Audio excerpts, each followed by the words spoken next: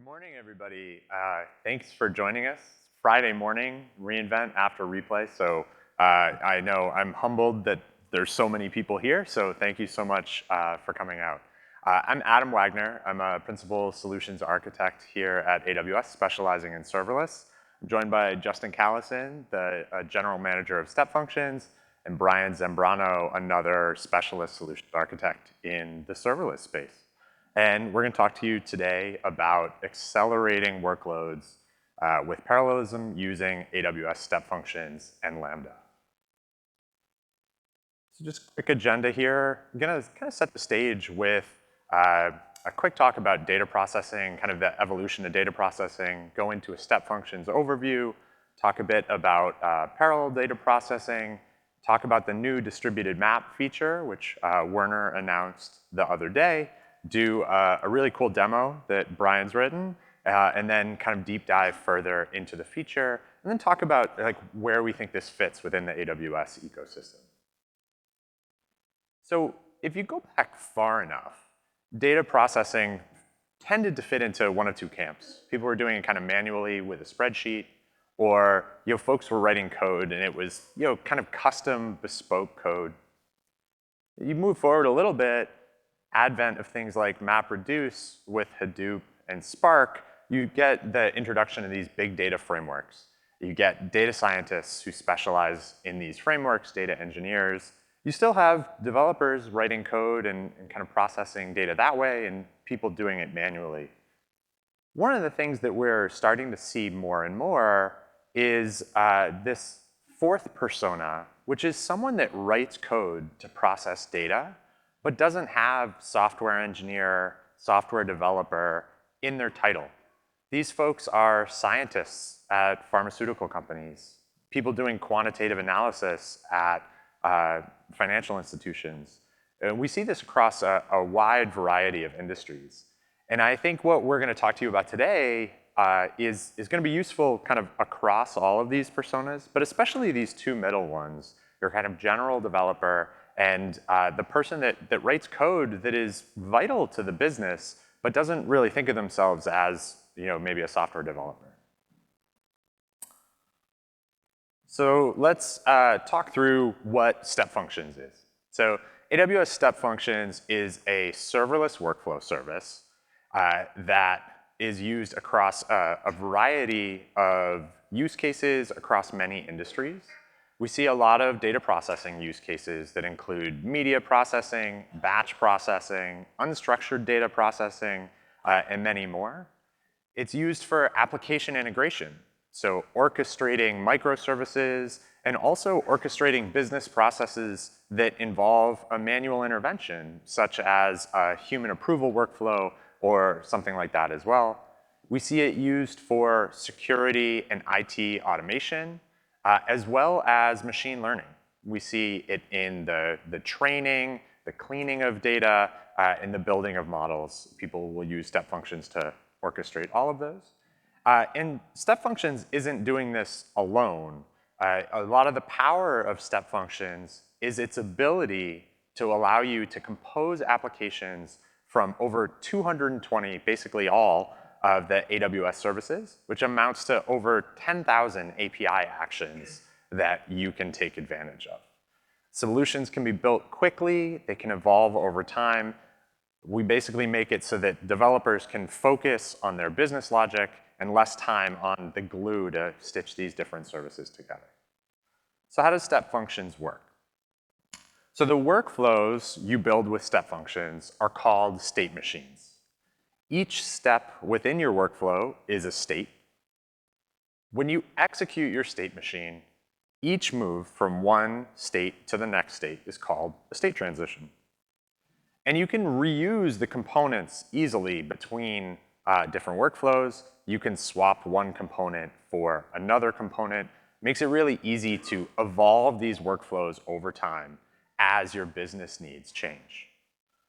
On the right-hand side here, the graphic that you see is Workflow Studio for Step Functions.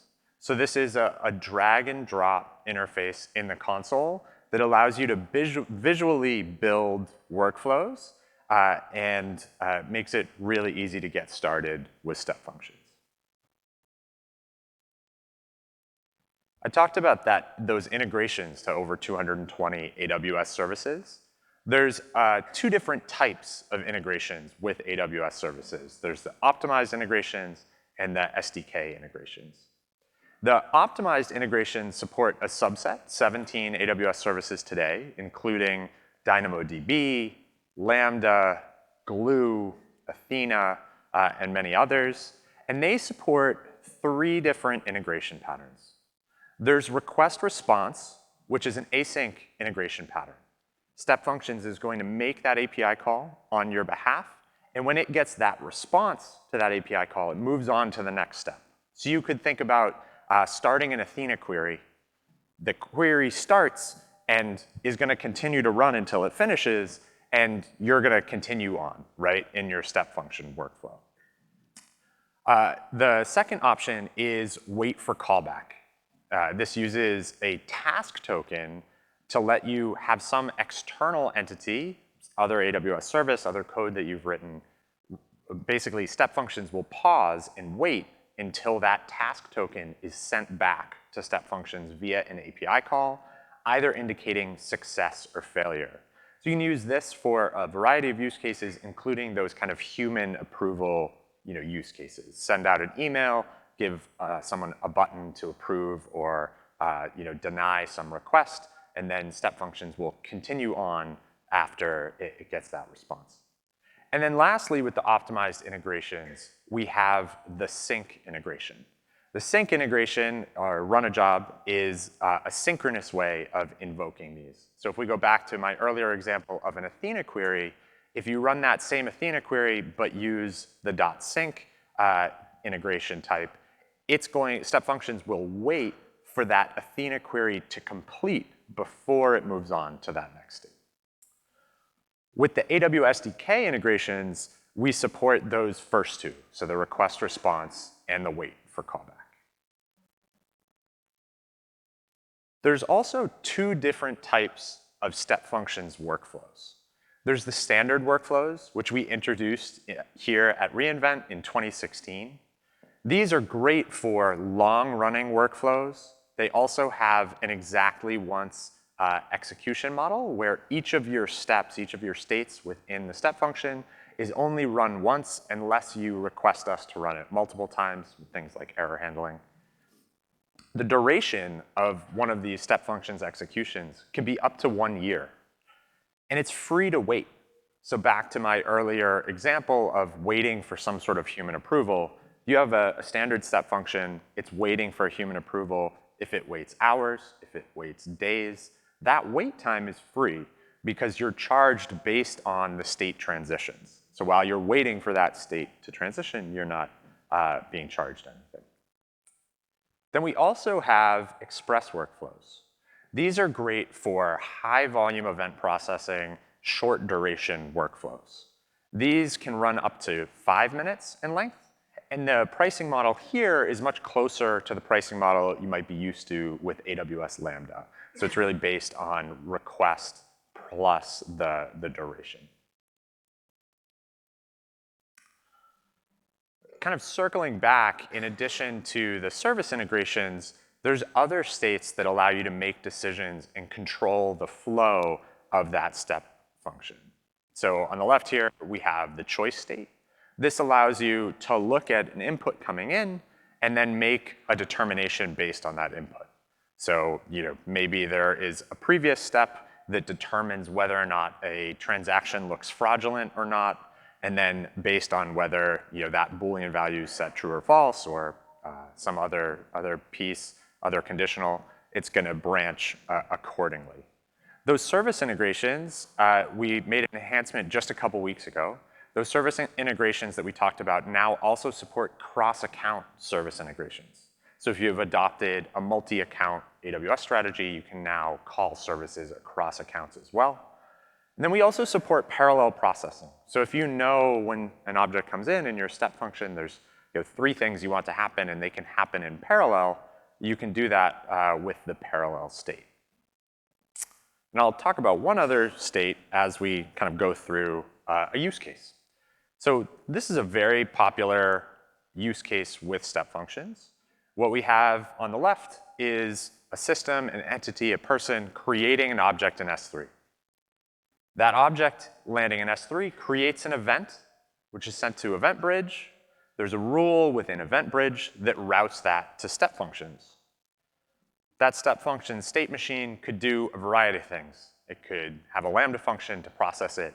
It could use one of the SDK integrations to call one of our managed machine learning services, or do a variety of things.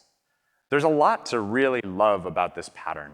It's event-driven, so that system that is putting that object into S3, it doesn't have to think about what's downstream of it, right? It's decoupled from there.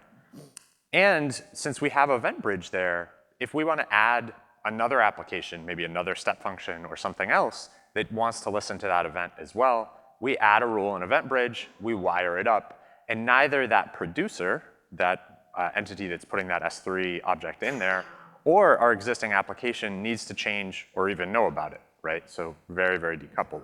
And it scales well. You drop in one object, this will happen once. You drop in 1,000, they're going to all fire off, right? But there has been a challenge, which is, what if I have a whole bunch of existing objects in S3 that I want a way to process? And this is one of the use cases that led us to build the original map state, which we're now kind of renaming and calling the Inline Map state. This enables dynamic parallelism. So you basically will run the workflow steps. So in this example, you have a Lambda function and then an SNS topic. And basically, you pass in a collection of items, and the map state will run those steps for each item within that collection. This is great because it allows you to achieve parallel processing without the complexity. You don't have to think about multi-threading or using some sort of parallel library. We're taking care of all of that complexity for you. And customers have built amazing things using the inline map state, but they have run into some limitations. So those iterations within that map state are part of the same step functions execution history, which has a 25,000 limit for the number of steps there. And so sometimes customers would run into that limit. From a concurrency standpoint, the map state only supported up to 40 concurrent iterations. So you could process more objects than that, but the max concurrency would be 40. And the input and output was limited to 256K. But here at AWS, we try to improve by observing and listening to our customers and listening to that feedback. And so we've taken that feedback, and now we're introducing distributed map. Distributed map is allowing unrivaled parallelism for large-scale workloads. So this allows you to do fan-in, fan-out processing with up to 10,000 concurrency, makes it very easy to iterate over objects in an S3 bucket and process them with a step functions workflow.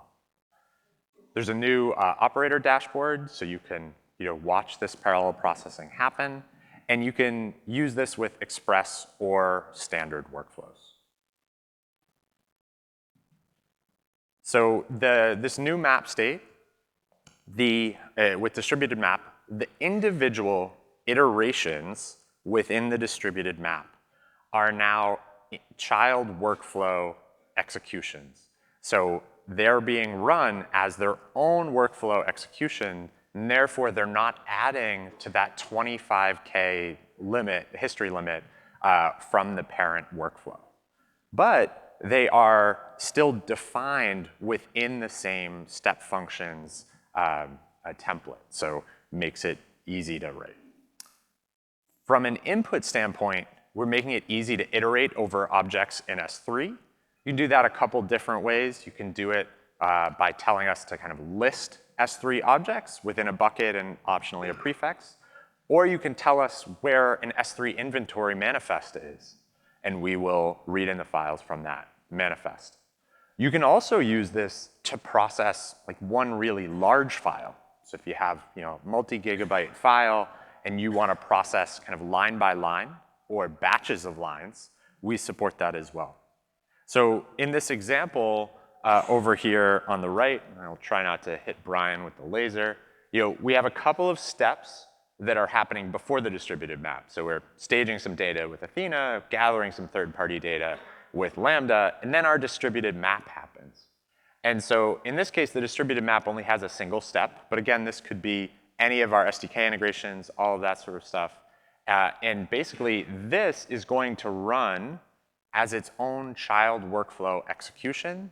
You're going to be able to control the concurrency, the batching, everything you want to control there. Give you a view of what it looks like in the Amazon States language. For those that might not be familiar, the kind of definition of a step function uses this Amazon States language. When you build things in that workflow studio, it outputs them as Amazon States language. You can input that Amazon State language and go back and forth between the text representation and the visual representation in Workflow Studio. And so, as I mentioned, you can specify the maximum concurrency. So maybe some of the services that you're calling within that distributed map state have relatively low API limits or involve a backend database that can't scale kind of too much. You can limit that concurrency so that you don't kind of overwhelm those systems. And then you can control the workflow with batch sizes. The other great thing that we have is a support for error thresholds. So you can imagine if we're running this distributed map, processing tens of thousands of objects in S3, maybe there's a couple that are malformed and are going to error. By default, if you don't set an error threshold, we'll fail that whole workflow. But if you want to, you can optionally set either a percentage-based or an absolute number of items that can error, and we'll continue on. And we're going to give you, a report at the end that shows what worked and what didn't, what succeeded and what failed. Another look at what this looks like what is happening within that distributed map state. And there's really, you can kind of break it down into 3 steps. The first is the gathering of that input data, right? So like I said, I think maybe the most common option here might be specifying a bucket and a prefix. It's going to list those objects, generate that giant list of objects, and then it's going to pass those object keys to these child workflow executions in the batch size you have configured. So if you have a batch size of 1, you're going to get 1 S3 object key passed to that child workflow. That child workflow does its execution and continues on. Those child workflow processes are going to run in parallel up to the concurrency that you've specified. And then when they're all done, you can optionally export out the results into S3. So I'm really excited about this new feature. I'm excited to see what you'll build with it. And right now, I'm gonna pass it over to Brian so he can show you a demo of this working in action. All right, thanks, Adam. All right. Who's ready for a live demo? Yes, all right, live demo on a Friday. So this is the NOAA global data set. And what this is a collection of temperature data from all over the world, from thousands of different weather stations. So my colleague Kayla pointed me to this for this demo. It's a really fun data set. It happens to be hosted on S3, and I copied this data over to my own bucket. And if you go and look at it, it's pretty simple. So inside of the bucket, all of the data, these are CSV files, and this is broken down by year. So it goes all the way back to 1929. It goes up to today, literally, to 2022. And if you drill into one of these years, you'll see it's a whole bunch of CSV files. The great thing about this data set, too, for something like this is that it's fairly easy to understand. When you look at it, it's literally, like I said, regular CSV. The key here is the station ID. And so the station ID represents a unique station somewhere around the world. And then there's a series of other attributes here. The one that we care about here is temperature. So this is the average temperature for this station for a given day. And so the problem statement here that I'm going to work through with this demo is, how do we go out and find the highest average temperature by month? Okay, so here again it's summarized by day. And so we want to go out and see where in the world has had the hottest station for a given month. So you can see there's a little bit of application logic that we need to write in order to figure out what that actually is. So let's take a look and see what this would be like creating a brand new workflow using this distributed map feature with step functions. Oh, and I should say too, the number of files here, you can see at the very, very bottom, this is about 36 or 37 gigs of data. More interestingly is that the number of objects. So there are 558,000 CSV files. So the CSV files are not very big, but there's a lot of them. So you really have to, if you were doing this manually yourself, there are ways to do it, but you'd have to do a lot of housekeeping and bookkeeping to figure out how to go through all of those. So what I'm going to do here in the state machine, the step functions console, is I'm going to create a new state machine, and we're going to do this visually. So we're going to use the new Workshop Studio to build this. So I'm going to create a standard workflow to get started. And so the standard workflow, if you think back to what Adam said or remember back, there's the parent, which is the overall workflow, and the distributed map state is an interior, it's a child workflow. So we're going to do the shell right now, so the parent. So what I'm going to do is go over to flow, and you'll see here now in this map state, there's the little updated marker, and we're going to drag that over. Okay? So here I'm going to call this state distributed map. And I'm going to make sure that this is, the processing mode is distributed. So this is the new feature. Okay? So we make this a distributed map run. And we're going to go out and fill out some of these details. We're going to tell it where to get the data, where to put data, and other things like that. So here we're going to fetch the data from S3.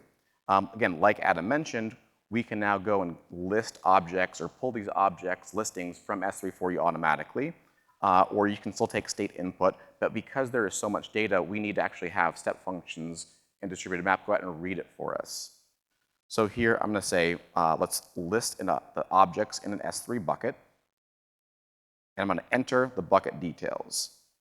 So this one happens to be this one, which I have on my clipboard. So that's the bucket. There is no prefix that we need to be concerned with, so I'm telling step functions now where to go and fetch this data. And here what I'm going to do is I'm going to enable batching. What batching does is it will take the contents of the S3 bucket, and rather than sending one item to my inner workflow, which is in this case is going to be a Lambda function, I'm going to send a batch of records over to my Lambda function. And so this is a nice optimization technique to both control the number of parallel executions and to speed things up. So what I'm going to do here is I'm going to set this to 250. So we're going to send 250 items to the Lambda function. And then here, this is the concurrency limit. So this will go up to 10,000 parallel executions. I'm going to set this to 3,000. And in this account, I have my Lambda concurrency limits have been raised a little bit. So 3,000 should work pretty well. And then here you have the option of running either a standard workflow inside of this as a child or an express. This one, I'm expecting the Lambda function to run pretty quickly because it's churning through data fairly quick. The files are small. And so I'm going to select express here. All right. Now the last thing I'm going to do, or the second to last thing I'm going to do, is the output of each one of my Lambda functions needs to do something with its data. So it's going to read all these CSV files, do that logic, break things down by day, figure out which record is the highest by, break it down by month, figure out which record is the highest for the month, and it needs to do something with that data. So the data is big enough to where I would exceed the 256K limit for the actual output of the step function. So what I'm going to do is write that data out to another S3 bucket. And then later, you'll see I'm going to come back and reprocess that data to get to the final answer. So here again, I'm going to enter a bucket name for the output. And so that's the bucket that we're going to output to, and I'll call the prefix demo. All right. So now I've created this shell around this. So I've created the distributed map shell to figure out what we need to do. But you'll notice here in the middle we don't have any logic to actually process the data. So I'll go over to the actions, and I'm going to drag over a Lambda function. And I'll call this the Lambda mapper. All right. I happen to have a Lambda function that will do all this for us. So I'm going to come down and select my temperature function. All right. So now what's going to happen is we're going to process all that data, and we'll have a big bunch of output from this distributed map run. It's all going to get written out to that one results S3 bucket. But the last step I need to do is take all that output from the distributed map run, process it with a final reducer. So if anyone's familiar with the general idea of a map reduce, that's what we're doing here. So I've done all this mapping run. Next I need to reduce it. And this last function, the reducer, actually writes it to DynamoDB as well. So here I'm just going to grab another Lambda function, and I'll put it down at the bottom. Now you'll notice here that I've dragged this outside of the distributed map run. So now this is inside of the standard workflow after the distributed map run has completed. And so this one's pretty easy. I happen to have another, oh, that's the wrong one. Of course, live demos. So here I need to select another function, which is my reducer function. And so I'll click next. So we're done there. There's one little thing I need to do here, which is remove this prefix. Okay. Next. And I'll call this the dmap demo. I need to select some permissions so that I can give the correct execution permissions to the step function. So what it needs to do is be able to invoke my Lambda function, read and write from and to S3. I happen to have a role here which has all those correct permissions. So I'm going to select that and hit create state machine. So now this is done. So let's hit start execution. The input here makes no difference because we're reading all of the data as input from S3. So it doesn't matter what we put here. I'll click start execution, and now that's running. So this is going to be like one of those TV baking shows. So this is going to take just a couple minutes. So while this is running, I'll flip over to one that's completed just recently, and we can take a look at what that looks like before we flip back and watch this one. Okay, so here's one that's completed just a few minutes ago before we started talking. So you can see here everything's green, which is great. So the step function has run. It's completed. Now if we click on the distributed map overview, you'll see here the details of that map run. So if you look here, you can see that we have, like I mentioned, those almost 560,000 objects that have been processed from S3. None have failed, which is great. If I click on map run, we can actually go and look at the details of this run. So in the same work, in this one, again, I set this up so that there were batches of 250 records sent to each of the distributed map runs. So you'll see here all the runs that had completed. The number of items sent to each one was 250. They've all succeeded, and I'll just pick on one randomly. So here's some details about this one particular run. And this might drive it home a little bit clearer, make it a little bit more clear. You can actually see the input and the output. So this is the input on the left side, the input to my Lambda function. And so it's a JSON object. It has this items key, and the items key is an array of all of the S3 items. So my Lambda function literally iterates through this array. I know the bucket name, so I read this S3 record. I read the CSV file, parse it. Again, I do a very little bit of logic to break things or to aggregate things by month, and then just look to see where's the highest temperature by month rather than by day. And the output of that Lambda function is over here on the right. So you can see here what I do is return a mapping or a dictionary where the key is an actual month in a given year, and then the station data that represents the highest temperature anywhere in the world for that particular month. And so you'll see here, if we keep scrolling down, there's April, March, things like that. Each one of these runs, again, is processing a different set of the data, okay? So I don't know which one is doing what, but each one is doing the exact same thing, and it's writing this output data over here on the right. It's writing all of that to that one results bucket. So at the end of this, I have an aggregation of all of these results in one place. So that's the map state, the map phase. So let's go back here. So this is running. So you'll see here the lambda, this last lambda invoke is blue, which means that's running. We caught this at just the right time. This is my reducer function. So the distributed map run has completed. Again, you see that the number of items that have been processed is exactly the same because we're working on the same input data. My reducer function looks like it's still running. And what that is doing is it's reading, like I mentioned before, it's reading the results file, which is dumped into this results bucket. And let's just take a look at that so you see what that looks like. So you'll see here this succeeded record in S3. So it happens to be 106 megs. And so that is, again, the output, the aggregated output of all of those mapper functions. So my reducer is reading this file and doing a final tally to find, again, making sure that we get the highest temperature record by month. And then writes that over to DynamoDB. So if I flip over to DynamoDB,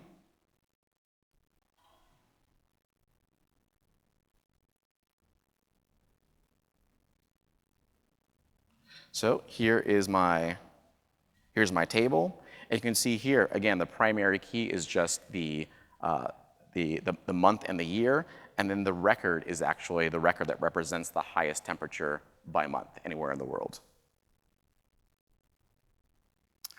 So the last thing is we'll look over at CloudWatch, and we can see the number of concurrent executions. So we can see here my Lambda functions, I was running at a concurrency of a little over 2,000. You can see that the duration over here, so each of those functions was taking a little bit over 16 seconds. And at the bottom, I've got no throttles going on either. Even if you did get into the case where you were getting throttled, Step Functions does have retry mechanisms built in. And so if you hit some errors, Step Functions can handle that for you also. All right. So with that, I'll hand it over to Justin to talk a little bit more about the technology behind how he and his team built this. So the demo, Brian. So now that you've seen distributed map in action, I'm going to go through the functionality in a little bit more detail so you can understand how it works and how you can adapt it to your needs. A quick recap of how distributed map works. We source items from S3. You process them in child workflow executions that are defined using what's called the item processor sub-workflow in your definition, and then you write the results back to S3. I'm going to cover 5 concepts here. I'm going to talk about input sourcing, about concurrency management, batching, failure handling, and results management. We'll start with input sourcing. You have 3 options to source items for your distributed map state. You can do that from the state payload that's passed through your workflow. You can do it by sourcing objects from S3, or you can do it based on a file that's stored in S3. The first and simplest is from the payload, state payload in your workflow. In this case, you have a prior state. The output of that state is passed as input to your distributed map state. And if that contains an array of items, you can specify that array, and each item in that array will be passed through to your child workflow executions. This is the same way that Inline Map state has worked in the past. What we've added with distributed map is the option to source your objects from S3. You'll see here on the left, as Brian showed, I'm getting items from S3. I'm specifying the bucket, and I'm specifying the prefix. On the right-hand side, you can see what this looks like in the Amazon States language. You can see that I'm using the item reader. I'm specifying the list objects v2 API action from S3. I'm setting an optional configuration for the maximum number of items to source. And then I'm specifying the bucket and the prefix in the parameters. In this case, I've hard-coded these values. However, these can be dynamic. They can be dynamic at deployment time, and you can use a feature in our CloudFormation resource called definition substitutions to update these dynamically at runtime, possibly for different environments. You can also make these dynamic at runtime based on the state payload that's passed through. An alternative to this is to use, instead of a live list of the objects in S3, is to use an inventory list from S3. So inventory list is a scheduled alternative to calling these queries directly. And this can be helpful. For example, you may have an integration pattern where another part of the organization is providing a list of objects to process, and using an inventory list can help make that easier. One thing to keep in mind when you're sourcing objects from S3 is that the object contents are not passed to your child workflow executions. Instead, what's passed is metadata about these objects. So you can see on the screen here some of this metadata, the most important being the key for that object, but also some other stuff, the modified date, the size. This is what you would see if you were looking at the list objects v2 API action. In addition to this, if you want to modify this payload, you can do so using a feature called item selector. That allows you to shape this input differently to meet the needs of your child workflow executions, and to augment it with data that was passed through to the distributed map state itself. The third option is to source based on objects stored in S3, and those would be files of either, like in this example, a JSON file. That JSON file would contain an array of items. Each item found in that array would be passed through to the child workflow executions. Or a CSV file, where each row in that CSV will be an individual item. I'm going to shift to the side a little bit and talk about processing these objects in Lambda. So if your objects are small, you can easily load them into memory in your Lambda function, complete your processing, and carry on. However, those objects may be larger than even the maximum available memory or the maximum ephemeral storage for your Lambda functions, each at 10 gigabytes. If that's the case, one alternative you have is to put your Lambda functions into a VPC and connect to an EFS mount to get larger file storage to support your processing. And this can be a really great solution. However, if you're not using this for other purposes, it may be additional infrastructure that you would rather not have to use. And so we looked at this and wanted to provide some ways to simplify, and I'm happy to share that we've augmented the AWS Lambda Power Tools for Python to make this a bit easier. So AWS Lambda Power Tools for Python is a suite of utilities that makes it easier to apply best practices when writing your Lambda functions. And the capability we add was to make it easy to stream the results from S3 and process them line by line so that you never have to load the entire object into memory. Using this pattern, you can easily process files in S3 that are much larger than the available memory in your Lambda function. So I would highly encourage you to take a look at this. It's a really helpful pattern and a really helpful way to make your processing more efficient. Now let's talk about concurrency control. The main reason you use concurrency control is to control the amount of workload that you put onto downstream systems. So as Adam and Brian were saying, you have the max concurrency option with distributed map. And that will limit the total number of concurrently running child workflow executions at any time. This allows you to constrain how much workload you push and then increase and adjust it as needed. So what we recommend doing is start small, see what your downstream systems can handle, and then increase as needed. Depending on this, if it's an AWS service, sometimes services have soft quotas that you can request limit increases for. Also, you may be calling out to a downstream system of your own that you may choose to scale or adjust depending on your needs. I also reiterate here what Brian was talking about earlier, which is the ability in step functions to specify retries for your tasks. So when you're making a call to Lambda, when you're making a call to API Gateway, when you're calling some other service, you can specify a retry policy, and step functions will automatically do exponential backoff when it faces errors. This is really important to do and to manage so that when you have an intermittent set of, say, throttling responses because your workload spun up quickly, it can back off and then continue to proceed afterward. So in short, when you're thinking about concurrency, make sure you have retries on your tasks and start small with your max concurrency and increase it as you know your downstream dependencies are ready. Now we're going to talk about batching. So batching can be helpful from a functional perspective. You may have a system that wants to take a set of items in a group, but it also is super helpful for making your processing more efficient. When you use batch processing, it's a common pattern and it allows you to avoid repeating steps that don't need to be repeated. That makes things less expensive and it makes them faster because you can reduce latency. So as Brian was sharing earlier, with we support batching in distributed map, and we allow you to specify either or the maximum set of items and or the total size of the payload that we pass through.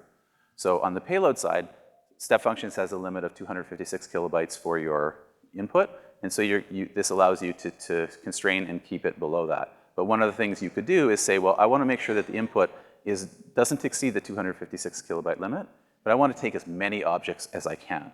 Then you can specify the limit, and you don't have to worry about determining this. Alternatively, without this capability, you would need to find kind of the lowest common denominator in the total number of items. And so this is another way that we make it simpler and easier to optimize your processing. Now let's talk about failure handling. So Werner Vogels is fond of saying everything fails all the time. And so we need to build systems that are resilient to these failures. We talked about retries in the Amazon States language that can be very helpful. Amazon States language also has the ability to specify catch blocks where you can catch errors and go down different paths based on those. However, as Adam was saying earlier, sometimes you're okay with some of these failing. There may be a possibility that someone might have given you malformed data, and you don't want the entire process to fail. So by default, with distributed map, when it runs, it creates what we call a map run, and if it experiences any failures in those child workflow executions that you haven't handled in your logic, then the entire map run will fail. You can specify retries on that, and the entire map state will run again in another map run. If you have all or nothing processing needs, that may be the right thing to do. However, it may not.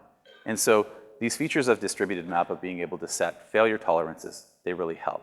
You can specify a certain number or a certain percentage, and then the map run will complete successfully and allow you to then go back and either leave those behind or come back to process them at a later time.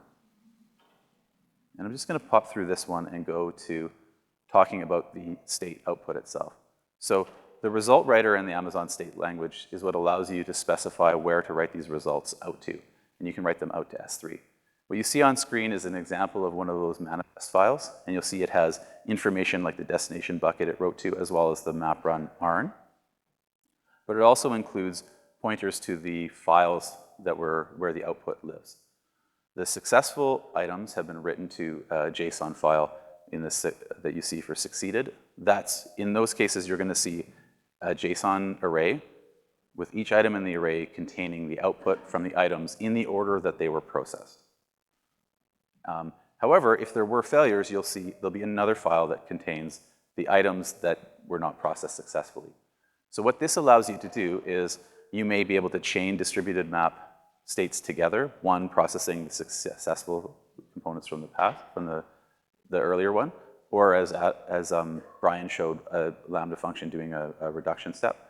But you can also then rerun and reprocess with the failed items at a later time, or even build that into the logic of your workflow. Now let's talk a little bit about when to use this.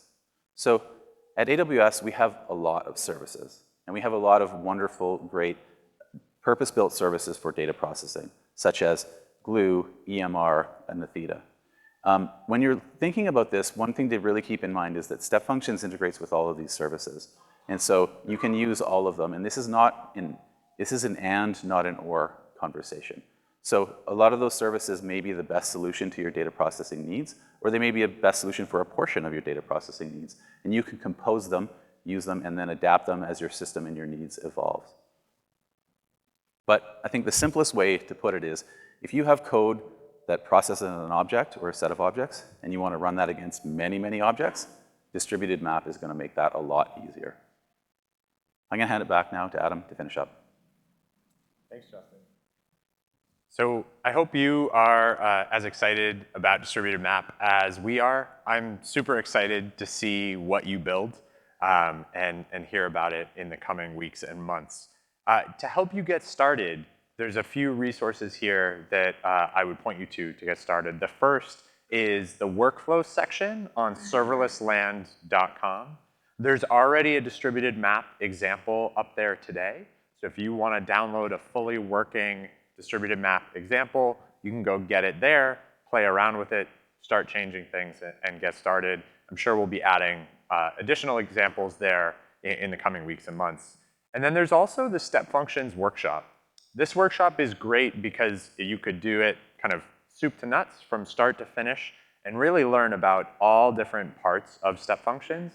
But the way the workshop is built, it also allows you to kind of jump to specific sections. So if there's a specific part of step functions that you're not sure about or want to get hands-on experience with, this workshop will allow you to kind of jump right to that section, try it out, and learn more about step functions. There's also the AWS learning path for serverless on Skill Builder. So definitely encourage you to take a look at that. We now have a digital learning badge for serverless as well. So take that course. There's a quiz at the end, and if you pass that quiz, you get this digital learning badge. Put it on LinkedIn, print it out, and put it on your wall. Do whatever you want with it. But pretty cool, really good resource to help you ramp up on not just step functions, but other serverless services such as Lambda, API Gateway, and so on. There's also additional learning resources on serverless land. That's that link at the bottom there as well. So lots of things to help get you started. There's also a whole bunch of other great sessions at reInvent. I realize it's Friday, but these sessions will be put up on YouTube very shortly. So if you want to know more about step functions, about event-driven architectures, getting started with serverless, these are some great sessions to get started with. And like I said, if they're not on YouTube yet, they will be shortly. And so thank you very much for coming. Feel free to reach out to any of us on Twitter if you have other questions.